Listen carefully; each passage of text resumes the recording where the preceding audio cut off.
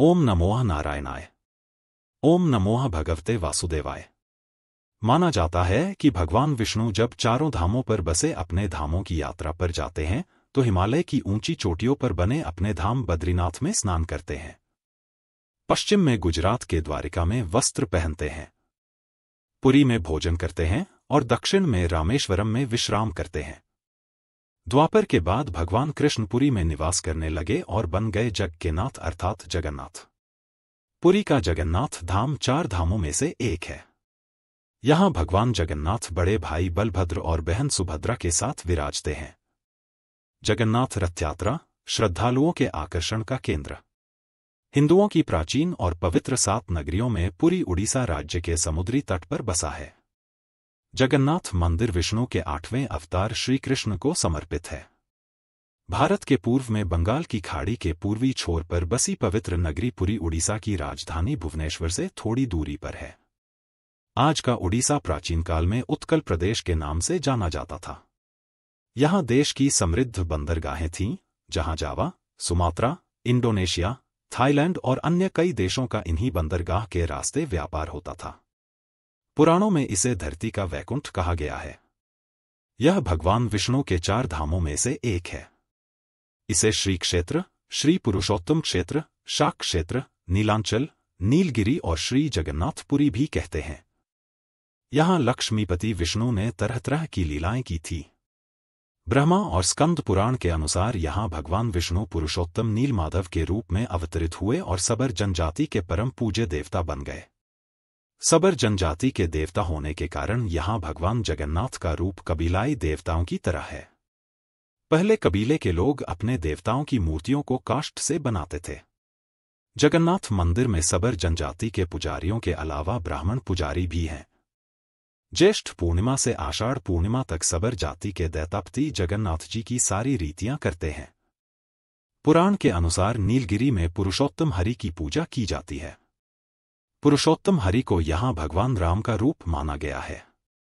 सबसे प्राचीन मत्स्य पुराण में लिखा है कि पुरुषोत्तम क्षेत्र की देवी विमला है और यहाँ उनकी पूजा होती है। रामायण के उत्तराखंड के अनुसार भगवान राम ने रावण के भाई विभीषण को अपने इक्ष्वाकु वंश के कुल देवता भगवान जगन्नाथ की आराधना करने को कहा। आज भी पुरी के श्री मंदिर में विभीषण वंदापना की परंपरा कायम है। स्कंद पुराण में पुरी धाम का भौगोलिक वर्णन मिलता है।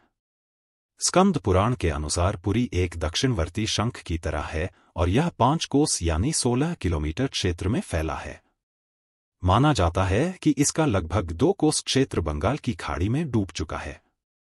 इसका उदर है समुद्र की सुनहरी रेत जिसे महोदधी का पवित्र जल धोता रहता है। सिर वाला क्षेत्र पश्चिम दिशा में है जिसकी रक्षा महादेव करते हैं। शंख के दूसरे घेरे में शिव का दूसरा रूप ब्रह्मा कपाल मोचन विराजमान है। माना जाता है कि भगवान ब्रह्मा का एक सिर महादेव की हथेली से चिपक गया था और वह यहीं आकर गिरा था, तभी से यहाँ पर महादेव की ब्रह्मा रूप में पूजा करते हैं।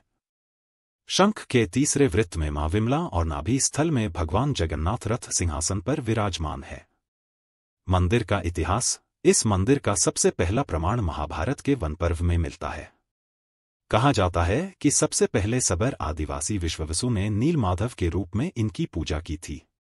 आज भी पुरी के मंदिरों में कई सेवक हैं जिन्हें दैतापति के नाम से जाना जाता है। राजा इंद्रद्युम्न ने बनवाया था यहाँ मंदिर। राजा इंद्रद्युम्न मालवा का राजा था जिनके पिता का नाम भारत और माता सुमति था। राजा इंद्रद्युम्न को सपने में हुए थे जगन्नाथ के दर्शन। कई ग्रंथों में राजा इंद्रद्युम्न और उनके यज्ञ के बारे में विस्तार से लिखा है। उन्होंने यहाँ कई विशाल यज्ञ किए और एक सरोवर बनवाया। एक रात भगवान विष्णु ने उनको सपने में दर्शन दिए और कहा, नीलांचल पर्वत की एक गुफा में मेरी एक मूर्ति है, उसे नीलमाधव कहते हैं। तुम एक मंदिर बनवाकर उसमें मेरी यह मूर्ति स्थापित कर दो। राजा ने अपने सेवकों को नीलांचल पर्वत की खोज में भेजा। उसमें से एक था ब्राह्मण विद्यापति। विद्यापति ने सुन रखा था कि सबर कबीले के लोग नीलमाधव की पूजा करते हैं और उन्होंने अपने देवता की इस मूर्ति को नीलांचल पर्वत की गुफा में छुपा रखा है। वह यह भी जानता था कि सबर कबीले का मुखिया विश्ववसु नीलमाधव का उपासक है और उसी ने मूर्ति को गुफा में छुपा रखा है। चतुर विद्यापति ने मुखिया की बेटी से विवाह कर लिया। आखिर में वह अपनी पत्नी के जरिए नीलमाधव की गुफा तक पहुंचने में सफल हो गया। उसने मूर्ति चुरा ली और राजा को लाकर दे दी। विश्ववसु अपने आराध्य देव की मूर्ति चोरी होने से बहुत दुखी हुआ। अपने भक्त के दुख से भगवान भी दुखी हो गए। भगवान गुफा में लौट गए, लेकिन साथ ही राज इंद्रद्युम्न से वादा किया कि वो एक दिन उनके पास जरूर लौटेंगे, बशर्ते कि वो एक दिन उनके लिए विशाल मंदिर बनवा दे। राजा ने मंदिर बनवा दिया और भगवान विष्णु से मंदिर में विराजमान होने के लिए कहा। भगवान ने कहा कि तुम मेरी मूर्ति बनाने के लिए समुद्र में तैर रहा पेड़ का बड़ा टुकड़ा उठाकर लाओ, जो द्वारिका से समुद्र में तैरकर पुरी आ रहा है। राजा के सेवकों ने उस पेड़ के टुकड़े को तो ढूंढ लिया, लेकिन सब लोग मिलकर भी उस पेड़ को नहीं उठा पाए। तब राजा को समझ आ गया कि नीलमाधव के अनन्य भक्त सबर कबीले के मुखिया विश्ववसु की ही सहायता लेना पड़ेगी। सब उस वक्त हैरान रह गए जब विश्ववसु भारी भरकम लकड़ी को उठाकर मंदिर तक ले आए। अब बारी थी लकड़ी से भगवान की मूर्ति गढ़ने की। राजा के कारीगरों ने लाख कोशिश कर ली, लेकिन कोई भी लकड़ी में एक छेनी तक भी नहीं लगा सका। तब तीनों लोक के कुशल कारीगर भगवान विश्वकर्मा एक बूढ़े व्यक्ति का रूप धरकर आए। उन्होंने राजा को कहा कि वे नीलमाधव की मूर्ति बना सकते हैं, लेकिन साथ ही उन्होंने अपनी शर्त भी रखी कि वे 21 दिन में मूर्ति बनाएंगे और अकेले में बनाएंगे। कोई उनको बनाते हुए नहीं देख सकता। उनकी शर्त मान ली गई। लोगों को आरी, छेनी, हथौड़ी की आवाजें आती रहीं। राजा इंद्रद्युम्न की रानी गुंडिचा अपने को रोक नहीं पाई। वह दरवाजे के पास गई तो उसे कोई आवाज सुनाई नहीं दी। वह घबरा गई। उसे लगा बूढ़ा कारीगर मर गया है। उसने राजा को इसकी सूचना दी। अंदर से कोई आवाज सुनाई नहीं दे रही थी, तो राजा को भी ऐसा ही लगा। सभी शर्तों और चेतावनियों को दरकिनार करते हुए राजा ने कमरे का दरवाजा खोलने का आदेश दिया। जैसे ही कमरा खोला गया तो बूढ़ा व्यक्ति गायब था और उसमें 3 अधूरी मूर्तियां मिली। भगवान नीलमाधव और उनके भाई के छोटे छोटे हाथ बने थे, लेकिन उनकी टांगें नहीं, जबकि सुभद्रा के हाथ पांव बनाए ही नहीं गए थे। राजा ने इसे भगवान की इच्छा मानकर इन्हीं अधूरी मूर्तियों को स्थापित कर दिया। तब से लेकर आज तक तीनों भाई बहन इसी रूप में विद्यमान हैं। वर्तमान में जो मंदिर है वह 7वीं सदी में बनवाया था। हालांकि इस मंदिर का निर्माण ईसा पूर्व 2 में भी हुआ था। यहां स्थित मंदिर 3 बार टूट चुका है। 1174 ईस्वी में ओडिशा शासक अनंग भीमदेव ने इसका जीर्णोद्धार करवाया था। मुख्य मंदिर के आसपास लगभग 30 छोटे बड़े मंदिर स्थापित हैं। हवा के विपरीत लहराता ध्वज। श्री जगन्नाथ मंदिर के ऊपर स्थापित लाल ध्वज सदैव हवा के विपरीत दिशा में लहराता है। ऐसा किस कारण होता है, यह तो वैज्ञानिक ही बता सकते हैं, लेकिन यह निश्चित ही आश्चर्यजनक बात है। यह भी आश्चर्य है कि प्रतिदिन सायंकाल मंदिर के ऊपर स्थापित ध्वज को मानव द्वारा उल्टा चढ़कर बदला जाता है। ध्वज भी इतना भव्य है कि जब यह लहराता है तो इसे सब देखते ही रह जाते हैं। ध्वज पर शिव का चंद्र बना हुआ है। गुंबद की छाया नहीं बनती। यह दुनिया का सबसे भव्य और ऊंचा मंदिर है। यह मंदिर 4 लाख वर्ग फुट में क्षेत्र में फैला है और इसकी ऊंचाई लगभग 214 फुट है। मंदिर के पास खड़े रहकर इसका गुंबद देख पाना असंभव है। मुख्य गुंबद की छाया दिन के किसी भी समय अदृश्य ही रहती है। हमारे पूर्वज कितने बड़े इंजीनियर रहे होंगे, यह इस एक मंदिर के उदाहरण से समझा जा सकता है। पुरी के मंदिर का यह भव्य रूप 7वीं सदी में निर्मित किया गया। चमत्कारिक सुदर्शन चक्र। पुरी में किसी भी स्थान से आप मंदिर के शीर्ष पर लगे सुदर्शन चक्र को देखेंगे तो वह आपको सदैव अपने सामने ही लगा दिखेगा। इसे नील चक्र भी कहते हैं। यह अष्टधातु से निर्मित है और अति पावन और पवित्र माना जाता है। हवा की दिशा। सामान्य दिनों के समय हवा समुद्र से जमीन की तरफ आती है और शाम के दौरान इसके विपरीत, लेकिन पुरी में इसका उल्टा होता है। अधिकतर समुद्री तटों पर आमतौर पर हवा समुद्र से जमीन की ओर आती है, लेकिन यहां हवा जमीन से समुद्र की ओर जाती है। गुंबद के ऊपर नहीं उड़ते पक्षी।